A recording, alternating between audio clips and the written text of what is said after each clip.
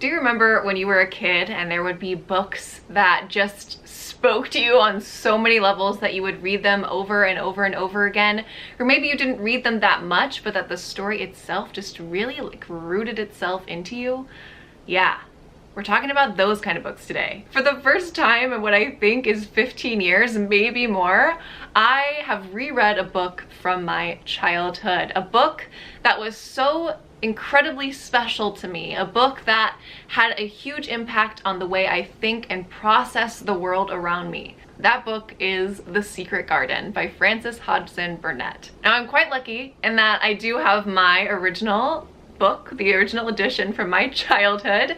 This is not the one we read. We read the new Puffin Classic one with a very pretty cover design. But this is my original book, and you can kind of see by the fact that it doesn't have a cover, by the fact that the spine is taped, by the fact that there's a water stain on the cover, that this book was well loved. As you probably know, this book is about a young orphaned girl who is extremely spoiled and just a terrible child, and she moves from India to England to live with a relative. Now, the house she lives in with this relative is a huge, sprawling estate on the moors where it's basically surrounded by incredible wildlife, and it has tons and tons of gardens, both for food and otherwise. A lot of them are walled in. So I hope you're imagining at this moment just a traditional English estate set out on the moors with the wind howling and beautiful moorland ponies and sheep, and in the middle of it, a beautiful house with ivy sprawling all over it. It's pretty magical, right? Now, the basic plot of this book is that the young orphaned girl, Mary Lennox,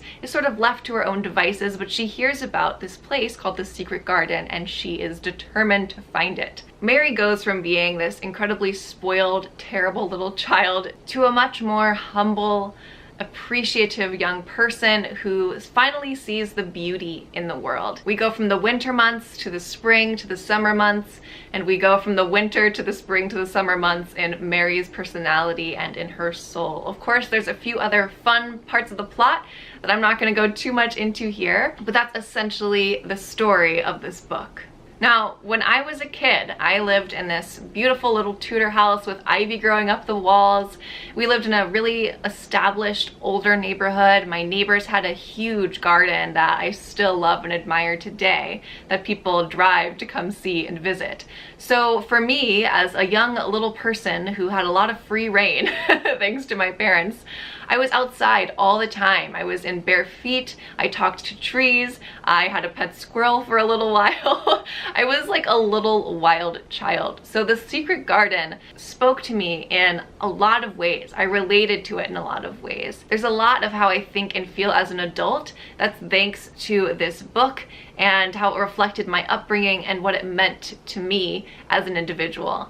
There's a line in You've Got Mail that I love so much by Kathleen Kelly, the main character in that movie, and she says essentially that books you read as a child imprint themselves on your personality in a way that no other reading in your entire life will. And I think that is so true. But I will say that being a book reviewer and a book blogger and rereading this for the first time in 15 years was a unique experience. I have not touched this book since I was a kid. So when I was a kid, it was a different thing to me. I loved it. It meant so much to me. The characters meant so much to me, and I saw so much of myself in the narrative. Not necessarily in Mary, because I don't really relate to her, but in the exploration of nature in that book and the author's way of making nature be magical and always being able to find beauty in the world by looking out a window. However, I've got to say, reviewing this book as an adult now is a very different experience. And I've got to say, I didn't rate it as highly as you might think. If I had reviewed this when I was a kid, if Goodreads was a thing back then, I would have for sure given it 5 stars. But as an adult, you see a different picture. In my Forgotten Classics video, I mentioned the author's other book, A Little Princess, which I said was far superior in plot, pacing, and characters than The Secret Garden. So that doesn't mean that The Secret Garden doesn't hold a special place in my heart. It doesn't mean that I don't absolutely recommend it to any young people, but I will say it didn't quite stand up for me. And what a strange thing to love something so much, but also accept that it has a lot of imperfections. So here is my adult review of The Secret Garden. I did read this aloud with my husband. We each read a chapter and trade off. And I will say reading it aloud also gives you a different perspective because you're sort of forced to take it in slowly and in a very different way. And reading it that way, I noticed how incredibly repetitive this book is. Almost every chapter starts with a description of the gardens. And don't get me wrong, it'll be a beautiful description, but it's almost identical to the one in the chapter before. So it starts to get like, okay, I've heard this, like, are we gonna get a plot going anytime soon? And the plot kind of takes a back burner to a lot of flowery descriptions. The sentence structures themselves were also really strange. Sometimes they would be extremely long sentences that I'm not sure that are grammatically correct in the modern world. I honestly don't know. But you definitely notice it when you're reading it out loud because you're talking the whole time and you're waiting for a breath and it never happens.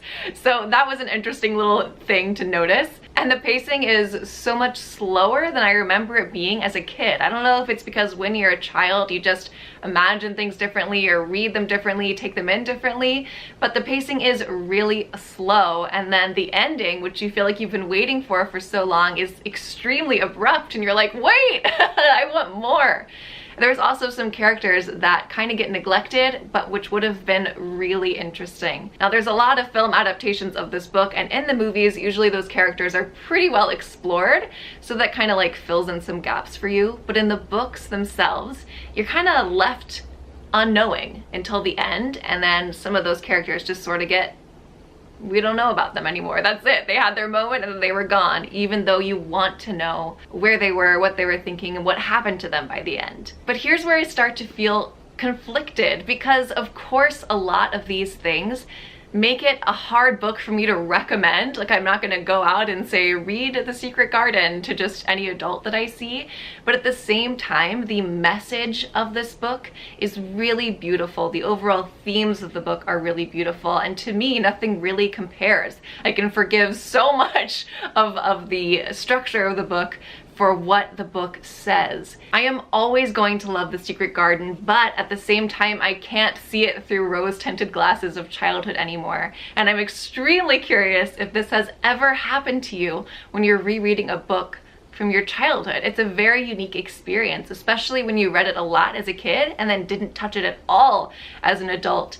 It's different how your mind changes, and it's just really interesting, and I need to talk to someone about it. So if that applies to you, if you've ever reread a book from your childhood, let me know what you thought of it as an adult. I'd love to know. Thanks so much for watching. If you liked this video, do me a favor and give it a big thumbs up. Drop me a comment below, say hi. And if you're new here and you haven't subscribed yet, but you like all things bookish, book reviews, book hauls, TBRs, all the good bookish stuff, then I'm your girl. So go ahead and press that button and say hi.